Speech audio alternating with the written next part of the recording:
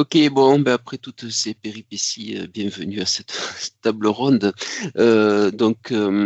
Aujourd'hui, on va parler d'IA générative et on va parler de comment sécuriser son déploiement sans freiner l'innovation.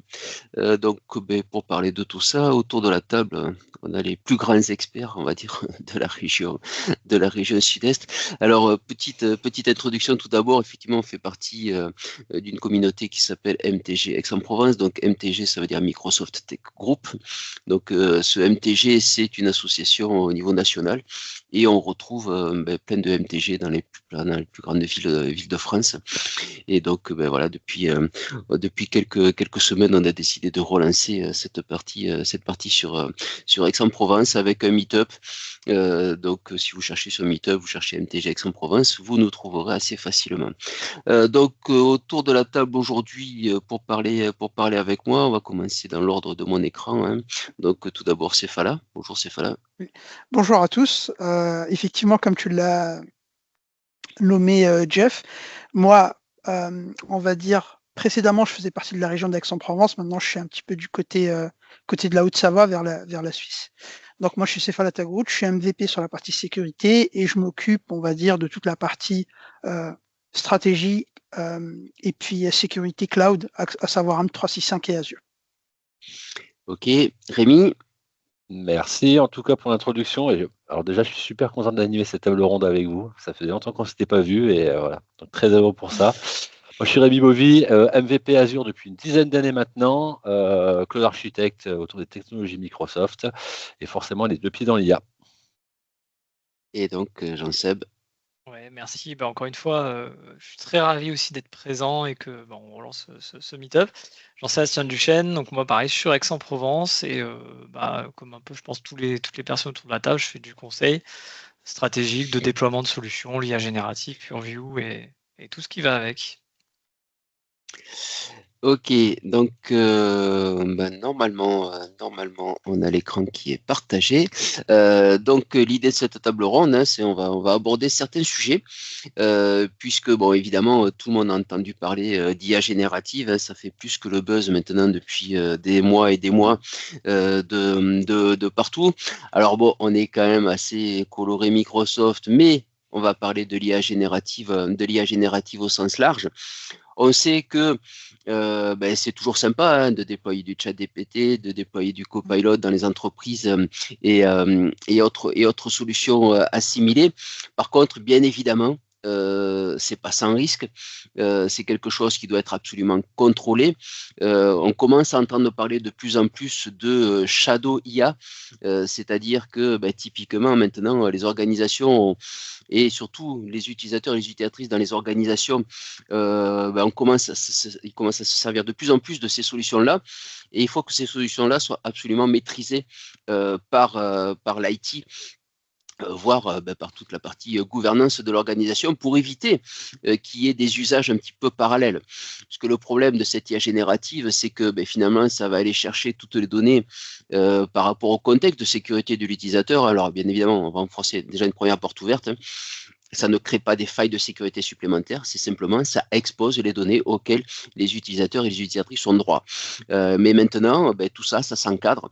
Et pour éviter que dans une organisation, un tel utilise un chat GPT, un tel utilise un copilot ou d'autres solutions du marché, l'idée, c'est de pouvoir centraliser tout ça.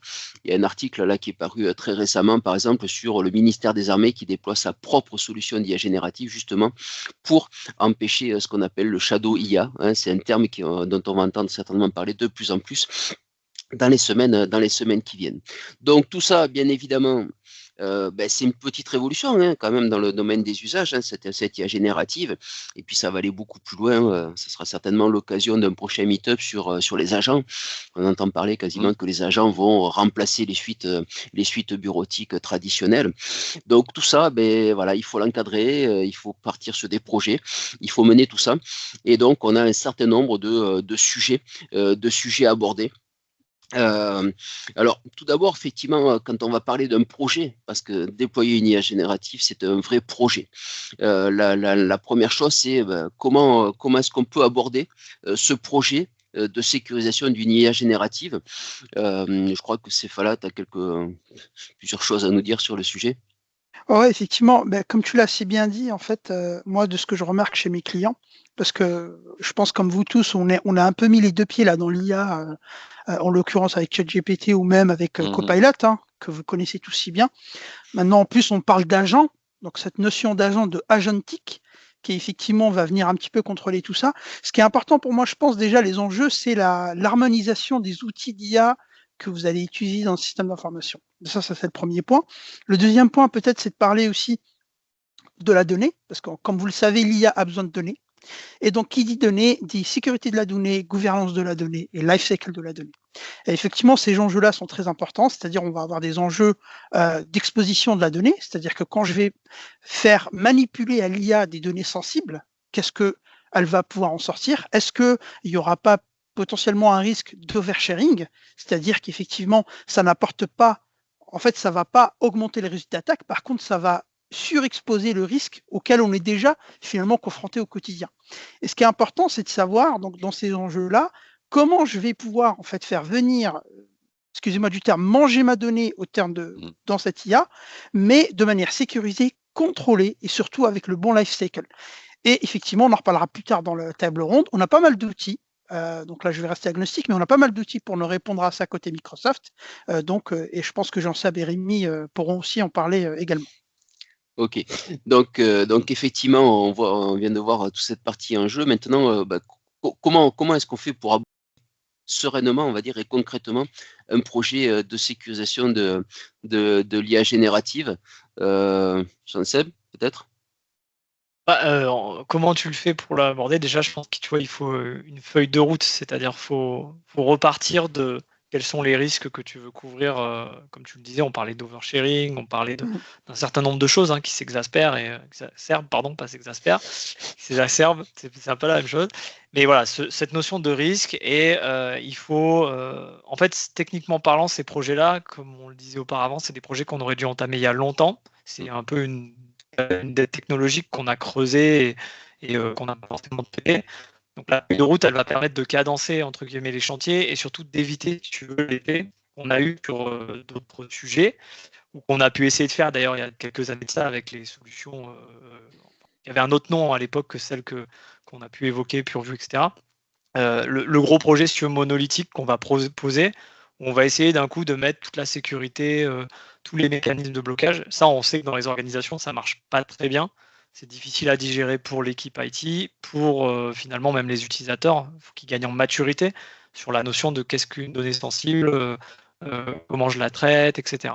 Donc, il y a vraiment cette première étape, selon moi, qui est assez essentielle, de poser une feuille de route. Qu'est-ce qu'on veut accomplir au regard des risques qui vont toucher l'organisation et de ces nouveaux enjeux de l'IA? D'accord. Donc on démarre dans une feuille de route, et il y a quand même cette notion aussi, du coup, alors je pense que vous êtes d'accord avec moi, c'est pas du tout un projet du service informatique. Il faut impliquer le maximum de personnes et de ressources de l'organisation dans ce projet-là. Du coup, Rémi, toi, dans ton retour d'expérience, quels sont qui doit-on impliquer dans ces projets-là? C'est vrai. Alors, on pourrait dire que c'est un projet effectivement de sécurité informatique classique, et c'est pas réel parce qu'en fait, il y a des utilisateurs en face de tout ça, il y a des développeurs, d'accord. Donc, bien sûr, on va retrouver le RSSI, on va retrouver la DSI qui va être impliquée fortement dans ces enjeux-là. Il faut aussi inclure à l'intérieur, à mon sens, toute la partie juridique et la partie DPO. C'est essentiel, la partie RGPD. Pour la France, en parlant de ça, c'est essentiel. Mais ça va encore aller plus loin, puisque pour moi, il faudrait intégrer à l'intérieur, il faut intégrer des métiers de les product owners de chaque applicatif ou de chaque élément qui va aller consommer cette IA, c'est essentiel. On va aussi retrouver à l'intérieur nos devs, nos data analystes, d'accord. Pourquoi? Parce que les devs, c'est eux qui formalisent des pipelines de déploiement. Donc à l'intérieur, s'ils vont aller consommer de l'IA, il va y en avoir à l'intérieur. Les data analystes, c'est eux qui génèrent la donnée à l'intérieur de tout ça. Donc on voit que c'est beaucoup plus large qu'un seul effectivement projet de sécurité, comme on pourrait parler avec du firewalling ou des choses comme ça. Et puis alors, on va encore étendre à l'intérieur, puisque des gens qui vont être aussi intégrer dans ces projets de sécurisation de l'IA, on va avoir la communication, la com, les RH aussi à l'interne. Pourquoi? Parce que c'est eux qui vont potentiellement créer des campagnes de sensibilisation autour de l'IA. Ils peuvent aussi intégrer l'IA comme un sujet d'onboarding pour des collaborateurs. Voilà. Donc vraiment, on va retrouver toutes les briques d'une société dans tout ça.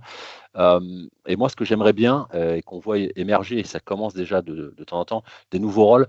On pourrait avoir des référents IA, alors je ne sais pas comment on pourrait appeler ça, des IA champions dans les différentes sociétés, qui eux aussi s'est intégré pour avoir des réflexions qui émaneraient plus des users, en fait, à l'intérieur de tout ça. Donc on est vraiment sur des programmes qui sont très larges. Vous savez, Jean-Seb, Jean-François et Céphala, je suis un fan des modèles RACI, d'accord. Et avoir un modèle RACI qui établit ça pour l'IA, ce serait prendre un petit peu tout le monde dans une société ou dans une collectivité. Mais ce serait intéressant d'avoir un modèle RACI spécifique. Ouais. D'accord. Dans les personnes impliquées, effectivement, tu as cité les métiers. Est-ce qu'on a, est-ce que vous trouvez un petit retour d'expérience d'implication des métiers dans un projet de déploiement de cette IA générative? Ouais, alors j'en ai un dans le cadre de centre hospitalier, par exemple, les utilisateurs des gens qui vont faire du DPI, par exemple, ou des choses comme ça. Forcément, à un moment, quand on parle de dossier patient informatisé, vous imaginez bien, on touche à des données ultra sensibles. Néanmoins, c'est pas pour ça qu'on ne mettra pas d'IA dessus, parce que l'IA, elle est super intéressante pour plein de choses. Elle peut créer des chatbots de réponse automatique et ainsi de suite. Donc, il va falloir aussi causer et impliquer ces personnes-là, ces utilisateurs du DPI, pour voir de quelle manière eux ils bossent, de quelle façon ils travaillent et de quelle manière on va pouvoir leur proposer de l'IA sécurisée dans le cadre de leur métier. C'est un cas d'usage parmi tant d'autres. Ouais. En fait, tu vas avoir le truc pour compléter sur tous les métiers qui vont consommer de la donnée sensible, et tu vas t'en citer un, vont être impactés. Donc, tu vois, dans les métiers, la RH, c'est des métiers très internes. Tu peux avoir la finance, tu peux avoir la R&D d'une boîte, tu peux avoir la cellule qui peut être en charge des fusions d'acquisitions. Il y a énormément d'échanges. La partie légale aussi. Ouais. Bien sûr. Et c'est vrai qu'en plus, c'est des métiers qui vont être impactés pour certains parce qu'ils vont aussi, outre l'IA générative, mais tu vois, faire des échanges vers l'externe. Donc, ce truc que je disais au début de la dette, en réalité, ces gens-là, tous les jours, ils génèrent potentiellement des fuites involontaires de données, ou en tout cas, on a perdu le contrôle sur une partie de données sensibles parce qu'elles collaborent avec des cabinets d'avocats, parce qu'elles collaborent avec d'autres sociétés dans le cadre de rachat, etc. Bien sûr, et au-delà de ça, moi j'irai même plus loin par rapport à la dette technique. Effectivement, moi aujourd'hui, typiquement, je pense qu'on commence tous à se connaître. Moi, je ne comprends pas aujourd'hui, dans un système d'information, qu'on n'ait pas une politique de classification claire et nette, avec une politique de partage. Je ne comprends pas comment un système d'information, honnêtement, dites-le moi, hein, moi, je fais quand même beaucoup de grands comptes et j'ai quand même encore des clients qui n'ont toujours pas de politique de classification et de data protection programme. Je comprends pas. Il n'y a pas de DLP. Donc, comment on fait pour contrôler qu'une donnée sort de l'entreprise et qu'elle soit contrôlée? Donc, du coup, si on amène ça à notre sujet du jour avec l'IA, comme vous avez pu le voir, effectivement, là, ça va tout simplement juste accélérer le phénomène, hein, finalement. Et du coup, ça serait quoi Jean-François, ça serait quoi les bonnes pratiques de gouvernance à mettre en place pour pouvoir démarrer sereinement ce type de projet-là? Justement, comme tu le disais, moi, en premier lieu, c'est une politique claire et nette sur la classification et la protection de la donnée. Déjà, commencer par une taxonomie d'entreprise, avoir une data policy claire et nette et précise et finalement qui vont venir, en fait, ce que j'appelle ça, entraîner la culture data de l'entreprise. C'est-à-dire qu'un utilisateur, quand il va manipuler un fichier, il sait que s'il est sur un fichier confidentiel, s'il est restricted, s'il est ultra secret, etc. Pourquoi? Parce que c'est super important d'avoir l'utilisateur dès le début pour que lui puisse être maître de sa donnée et qu'il puisse en fait t'assurer que ton système d'information n'est pas exposé en fait en tout temps. Ça, c'est le premier point. Les quick wins, c'est mettre en place un projet, et c'est pas un quick win, vous le savez, hein, un projet de classification de données. D'ailleurs, ça revient un peu au parallèle du sujet, c'est-à-dire c'est 80% c'est 20% de technique et 80% de business et de compliance, au final, ce genre de projet. Et effectivement, les métiers, les DPO, les RSSI, les owners, comme j'appelle ça, ou les data owners, ou les user champions, doivent aussi être impliqués dans ce genre de projet, c'est-à-dire déjà maîtriser sa donnée avant de faire de l'IA. Et ça, ce que tu soulignes, c'est un très bon point, c'est une erreur assez commune qu'on retrouve parfois, c'est que l'IT pense que c'est un projet purement IT. C'est ça. Activer des cases, ça prend quelques secondes. Mais en fait, en réalité, l'impact, comme tu le disais, de créer des étiquettes sans avoir réfléchi à la politique de classification avant, il est énorme sur le fait de devoir les décommissionner, etc. Mais énorme aussi sur, comme je le disais, les échanges en fait que les personnes peuvent avoir avec d'autres métiers, des acteurs externes, que tu vas pas évaluer si tu parles pas au métier. Et je pense qu'on est tous alignés là-dessus, et ça c'est hyper important. Alors, je vais me faire un peu l'avocat du diable, parce qu'effectivement, classifier, mettre en place la gouvernance des données, tout ça, c'est sympa. Mais quand on a des années d'historique avec des millions et des millions de documents, comment on fait? Parce que si jamais on doit d'abord classifier avant de pouvoir démarrer son projet de déploiement d'IA générative, on ne démarre jamais, parce qu'il va falloir passer des mois et des mois à tout rechercher et tout classifier. Donc c'est quoi la bonne solution? Alors je ne dirais peut-être pas, mais c'est quoi du coup le quick win? C'est comment je fais pour démarrer quand même? Parce que si jamais, vous le savez tous, si jamais dans les organisations où on travaille, si on dit non mais attendez, avant de pouvoir commencer à déployer un copilot ou autre, d'abord il faut prendre toutes vos données et tout est classifié, le projet il démarre jamais. Ah mais là, je suis complètement d'accord. C'est pour ça que Jean-Seb, et j'aime bien le terme, parler de dette technique énorme, parce qu'en vérité, cette dette technique, elle va te permettre. Normalement, tu ne dois pas faire du cloud sans classification. Là, on parle aussi. Oui, mais ça, on le sait que c'est pas le cas. Mais effectivement, on sait que ce n'est pas le cas. Après, pour les cookies, ce qu'on peut faire, moi, ce que j'ai déjà mis en place chez des clients, c'est de mettre en place en fait, dans un conteneur SharePoint ou autre, l'IA afin qu'elle puisse venir manger uniquement un scope un scope précis de la donnée qui ne nécessite pas de traiter de la donnée sensible de l'entreprise pour pouvoir faire tes use cases, par exemple.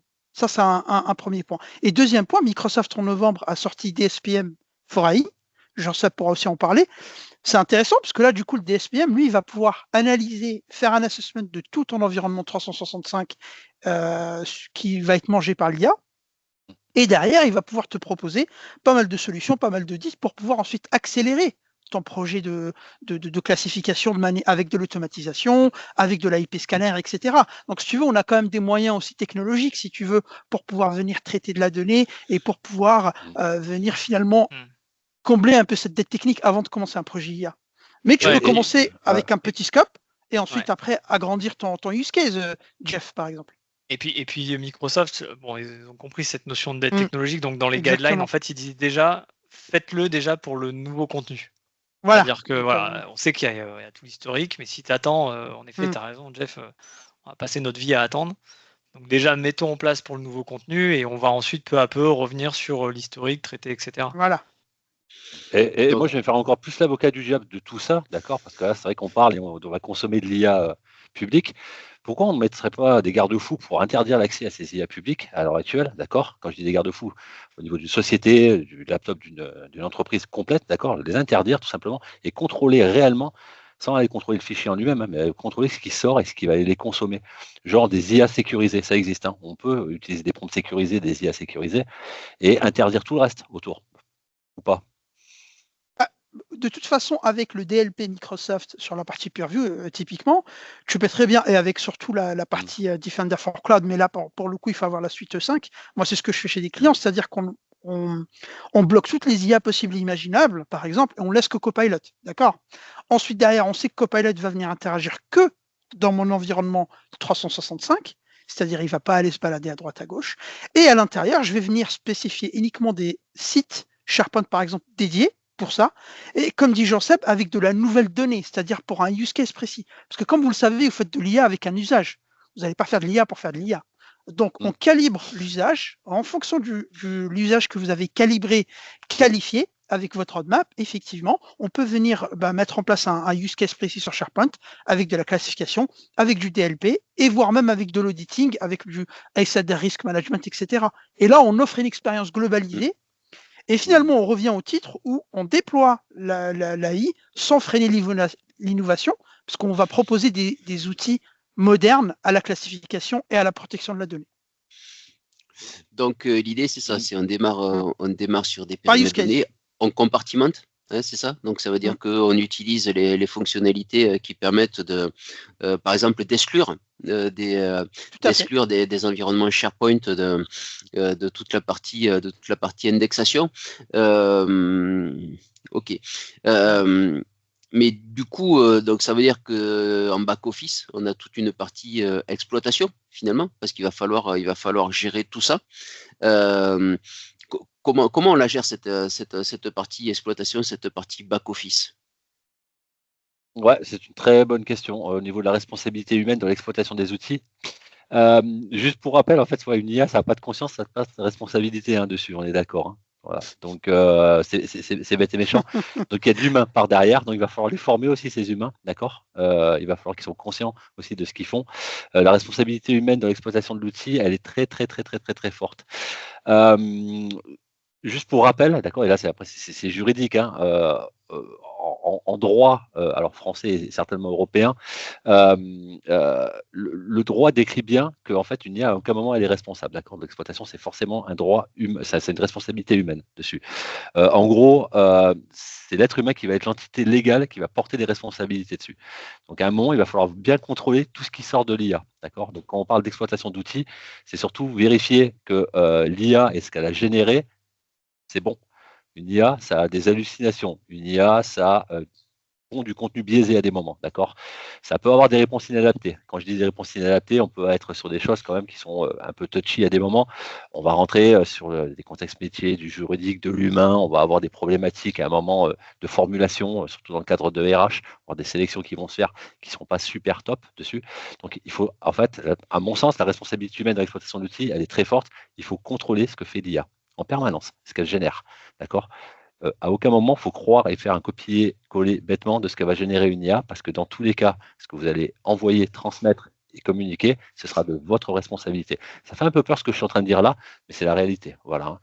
Alors, juste, laisse-moi, ouais. si je me permets de rebondir, moi je suis un peu tatillon sur les mots qu'on utilise.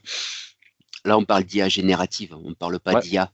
Et ouais, je pense qu'il faut vraiment faire la différence entre les deux, parce qu'effectivement, voilà, il y a une énorme différence entre une vraie intelligence artificielle et ces fameux assistants qu'on a, qui sont en définitive que de l'IA générative, puisque la partie entre guillemets intelligence, elle est plutôt dans la compréhension du prompt et la fourniture d'une réponse, plutôt que dans quelque chose qui va être en auto-apprentissage, même si elles ont été entraînées. Donc c'est vrai que si on peut penser à chaque fois là sur les sujets que l'on est, au lieu de dire IA générative, voilà, l'IA, on fera aussi un meet-up certainement dédié à la vraie IA, mais là on est vraiment sur cette partie IA générative. Donc effectivement, ça entraîne tout un tas de choses, tout un tas de réflexions.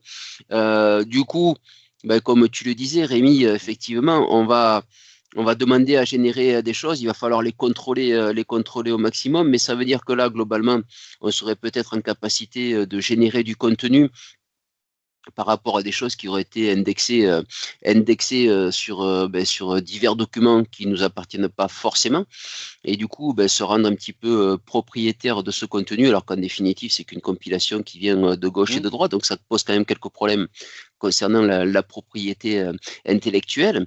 Et puis il faut peut-être mettre en place un IA Act, tout ce genre de choses-là. Jean-Seb, je crois que tu as quelques retours d'expérience sur le sujet. Oui, bah écoute, alors c'est à la fois souvent mis en avant comme un inconvénient et à la fois un avantage. L'Europe est très dans l'approche réglementation, réguler les choses. Et pour le coup, aujourd'hui, c'est vu comme un frein, mais je pense qu'à terme, l'Europe va vraiment être, on va dire, aux avant-gardes de ça. Alors, on n'est pas forcément aux avant-gardes des très grandes innovations, c'est pas nous qui créons les meilleurs modèles IA, et encore, et on parle de Mistral, etc. Mais en tout cas, sur l'aspect réglementaire, ils ont lancé donc cette notion d'IA Act, de règlement spécifique de l'Union européenne, le RIA, et qui vise à mettre un cadre juridique autour du développement, de la mise sur le marché, de la mise en service et de l'utilisation des systèmes d'IA d'intelligence artificielle, qui inclut du coup l'IA générative dont tu parlais. Donc l'objectif, c'est clairement de garantir, si tu veux, que les systèmes d'IA qui sont commercialisés au sein de l'Union européenne vont notamment être utilisés de manière éthique, pure, respectueuse des droits fondamentaux qui ont été établis par l'Union européenne. Et après, derrière cet objectif-là, tu as des principes, et notamment, il y en a, on va dire, 3 grands principes qui sont dedans. C'est la promotion de l'innovation, donc c'est former les gens, former les personnes, etc. Harmoniser les règles, donc ne pas avoir chaque organisation qui définit elle-même ses règles, même si certaines organisations sont peut-être plus vertueuses que d'autres. Et puis la non-discrimination. Et ces 3 principes-là, ensuite, ils s'appliquent à toutes les entreprises, qu'elles souhaitent si tu veux commercialiser ou déployer une IA, en fait, c'est prévu dans le règlement européen, normalement, que toutes les organisations, même si elles n'achètent pas une IA générative ou un système d'IA, elles doivent quand même former leurs employés à l'utilisation des systèmes IA, avoir une forme de transparence, de documentation, etc. liée à ces sujets-là. Ensuite, il y a les entreprises qui, elles, déploient de l'IA, qui notamment, elles aussi doivent fournir des guides d'utilisation, des mesures de supervision, des systèmes de suivi aussi pour détecter les comportements anormaux. Du coup, Rémi en parlait, mais même sur l'usage. C'est-à-dire, est-ce que quand je mets en place une IA générative comme copilote, est-ce que dans mon organisation, quelqu'un n'essaye pas de l'utiliser à mauvais escient? L'impact sur la vie privée aussi des données sensibles. Donc là, on voit vraiment qu'on rentre dans ce sujet, notamment avec les solutions un peu Microsoft que Microsoft met en avant, et c'est preuve aussi que Microsoft a été un peu aux avant-gardes de ça. Et puis après, il y a des choses très spécifiques des fournisseurs d'IA, hein, c'est-à-dire des boîtes qui développent de l'IA où il faut des systèmes de gestion de risque, il faut utiliser des jeux de données de haute qualité, représentatifs, exemples de biais, etc. Enfin, eux, ils ont pour le coup une liste beaucoup plus importante de choses dans lesquelles ils sont censés se mettre en réglementation. Donc ça veut dire, et ça c'est un point essentiel, hein, c'est que cet IA Act, n'importe quelle organisation, comme la RGPD, va y être soumise. Qu'elle déploie des IA ou qu'elle ne déploie pas. C'est-à-dire qu'un utilisateur de l'organisation, un employé, pourrait demander une formation d'IA générative, même si son organisation n'a pas décidé de déployer d'IA.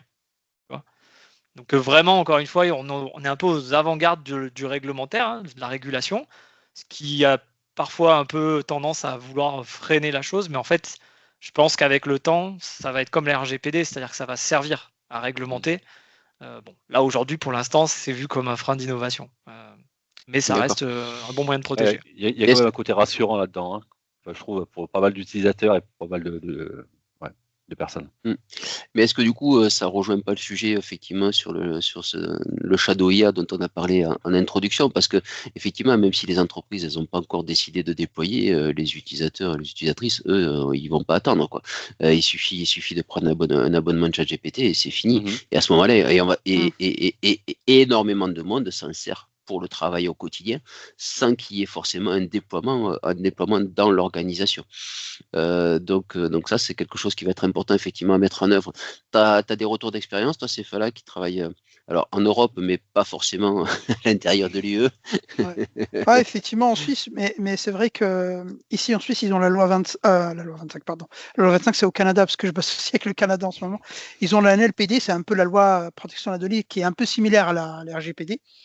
Et effectivement, il se dit ici dans le gouvernement, on va dire suisse, fédéral, puisque c'est un État fédéral ici, que la partie régulation de l'IA est en train d'arriver. Donc, est en train d'arriver, comme tu disais, Jean-Seb, par les usages, par la formation, par la transparence, c'est-à-dire où sont traitées les données, comment elles sont traitées, comment l'IA est utilisée, etc. Et chaque constructeur d'IA sera obligé en fait de fournir un certain nombre de points qui sont en train d'être définis. Hein. C'est pas encore le coup. Et c'est intéressant parce que l'Europe, je trouve que, vous le savez, hein, l'Europe c'est les réglementations avant tout. C'est un peu une entité qui aime bien réglementer plein de trucs. Là pour le coup, ça nous arrange un peu de notre côté parce que ça permet d'être un petit peu en avant par rapport à d'autres sujets. Et là pour le coup en Suisse aussi, on est en train d'arriver sur quelque chose comme ça. Et même pour les banques. En termes de traitement bancaire au niveau de l'IA, ça restera quand même des IA, on va dire, on-prem ou custom, qui vont être directement composés au sein du système d'information des clients. Mais effectivement, on arrive aussi avec des réglementations qui sont en train d'arriver. Donc j'ai pas mal d'études en cours, j'ai pas mal de clients sur justement la notion de responsabilité, la notion de qui fait quoi, la notion de où est-ce que ma donnée, la notion comment aussi j'ai une rétention de la donnée. C'est intéressant parce que par exemple, si vous mettez, tu disais Jean-Seb tout à l'heure un truc intéressant, admettons dans Copilot, je mets quelque chose qui n'est pas du tout légal ou quelque chose de discriminatoire, etc. Ce qu'il faut savoir, c'est qu'au niveau légal, par exemple en Suisse ou autre, vous devez fournir, si vous avez une enquête judiciaire, vous devez fournir les audits de ce que vous avez dit à l'IA, ou votre utilisation dit à l'IA. Donc vous avez la partie rétention qui est extrêmement importante en termes de prompt et en termes de réponse aussi. Donc si vous n'avez pas ces rétentions et que vous avez une enquête judiciaire et que vous ne les avez pas, vous êtes en faute grave. Tu vois, typiquement, ce sont toutes ces réglementations-là qui vont rentrer et qui vont être intéressantes pour la suite pour qu'on puisse adopter l'IA de manière sereine, on va dire. Et est-ce que du coup, oui, Rémi, je vais te laisser la parole, c'est ça. Est-ce que, voilà, on parle de réglementation, on parle de déploiement dans les entreprises et autres, mettre en place une charte Ouais. Très bien, merci Jeff, ça permet de rebondir sur ce que disait Safe en dernier point, la traçabilité et l'auditabilité, typiquement, c'est essentiel. Et effectivement, à l'heure actuelle, on a beau avoir des normes dans la RGPD ou l'AI Act qui rentrent, il n'y a pas encore de texte vraiment qui va définir ça. La bonne pratique, c'est d'avoir une charte au sein de sa boîte, effectivement. Dessus, on peut retrouver ces guides-là au niveau de la CNIL. Ils font des guides d'IA responsables qui sont vachement bien, qui peuvent être répliqués, dupliqués au sein d'une entreprise. La charte, c'est quoi? C'est un doc en fait de référence interne, tout simplement, sur lequel on va formaliser des règles, des principes éthiques et des conditions en fait d'usage des outils autour de l'IA générative. Parce que c'est vraiment super important de les avoir. En général, dans ces chartes IA, là, on va retrouver un petit peu des choses qui vont parler. On parler un peu de la transparence, d'accord? C'est de quelle manière on utilise l'IA, ces notions de non-discrimination qui sont essentielles et importantes, qui devraient être décrites dans un texte de loi. Normalement, à l'heure actuelle, c'est déjà le cas. Et l'IA, le problème, c'est que pour l'instant, elles ne sont pas toutes soumises à ça. Et encore une fois, on revient au contrôle humain, d'accord? Donc la charte d'IA, elle va faire le lien entre ça, entre l'IA générative et l'être humain. On pourra décrire dans cette charte aussi qu'est-ce qu'on a mis en place au niveau de la sécu, de la confidentialité, tout ce qui est consentement, voilà, traçabilité, auditabilité, c'est essentiel aussi dessus. Donc ces chartes-là, il faut les définir. Moi, à l'heure actuelle, en retour d'expérience, il y a très peu de sociétés qui les ont mis en œuvre et mis en place. Je ne sais pas si c'est quelque chose que vous voyez aussi. Alors effectivement, aujourd'hui, on commence plus par j'ai un use case, j'ai envie de tester l'IA sur le SharePoint pour faire, je sais pas, j'ai des factures qui rentrent, j'ai envie que ce soit analysé par l'IA. On a un use case, on veut faire la solution, vous voyez, mais on réfléchit pas à tout le back-end, à tout le backstage dont tu viens de parler, que ce soit la stratégie globale, la roadmap, que ce soit la charte et que ce soit la data policy, finalement. Donc je trouve que moi, il y a quand même pas mal d'ongles morts quand on aborde un projet d'IA. Je sais pas ce que vous en pensez. Tous les spécialistes, vous prenez les gros cabinets qui arrivent, oui, on vous met de l'IA, on est fort, je pense que vous les connaissez, les cabinets en France, moi c'est très bien, mais moi du coup je leur dis, mais d'accord, mais et finalement, les bases dans tout ça, en termes de sécu, gouvernance, compliance, en fait on n'a pas grand-chose, mis à part l'usage de l'IA, qui est peut-être lui, qui est très bien, mais effectivement, ça serait bien d'y aller un peu plus loin. Et je pense que le but de ces tables rondes aussi, c'est de sensibiliser un peu les gens et de voir qu'effectivement, il y a quand même pas mal de boulot pour arriver à quelque chose d'assez pérenne. Et pour rebondir sur la question, c'est ce qui est assez marrant, moi je trouve, alors c'est par mon contexte, etc., mais c'est finalement le public qui est le plus moteur. En fait, à la fois, je trouve sur les cas d'usage, on a plein d'exemples, on collabore avec plein d'institutions publiques, des régions, des départements qui sont en train de faire des choses assez géniales avec l'IA sur le harcèlement scolaire, etc. Et en même temps, c'est aussi elles qui ont mis très tôt une charte IA. Est-ce que c'est parce que c'est le public, ils avaient peur, etc. Ils voulaient mettre des guidelines? Je ne peux pas te dire. Le privé, là-dessus, sur l'aspect charte IA, ils sont complètement à la ramasse. Ils vont plutôt aller chercher l'efficacité, le ROI. Voilà, l'use case, c'est ça. Ouais. Mais pour le coup, le public est vraiment en avance. Je pense parce qu'en fait, il n'a pas attendu qu'on légifère.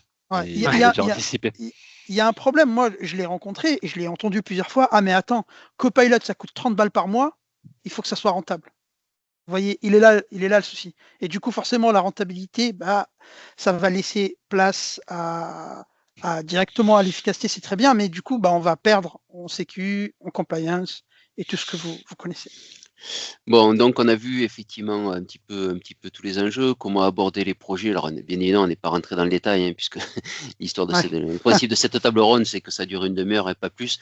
Sinon, on pourrait passer la journée.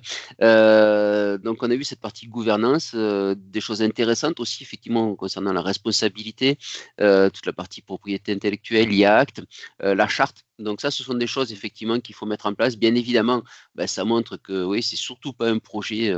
Le déploiement de cette solution-là, c'est surtout pas un projet de l'IT, c'est vraiment un projet d'entreprise, stratégique pour l'entreprise, qui doit être encadré. Et il faut impliquer tout un tas de personnes. Voilà. Écoutez, c'était sympa de se retrouver autour de cette petite table ronde. Donc je vais juste repartager un petit peu l'écran. Alors donc le replay va être disponible sur la chaîne YouTube donc du MTG. On va essayer de s'améliorer un petit peu plus pour la prochaine fois, pour essayer de retransmettre ça en direct avec un peu plus de moyens. Et donc, les prochaines dates, là, qu'on peut commencer à retrouver ça. Donc, alors, ce sera entre le 8 et le 10 mai. On n'a pas encore la date exacte. Hein, là, tu nous diras plus précisément. Donc, le Global Azure avec une session autour de la sécurité. Ça, voilà. Et le 17 juin, donc un format de table ronde de nouveau au sujet autour de la data dans Azure, avec l'annonce de quelques nouveautés. Voilà. Bon, mais merci Seth, Rémi et Jean-Seb pour votre participation. Et puis à bientôt. Hein. On se dit à bientôt, bien sûr. Allez, merci, à bientôt. À bientôt. Bye les gars. Ciao.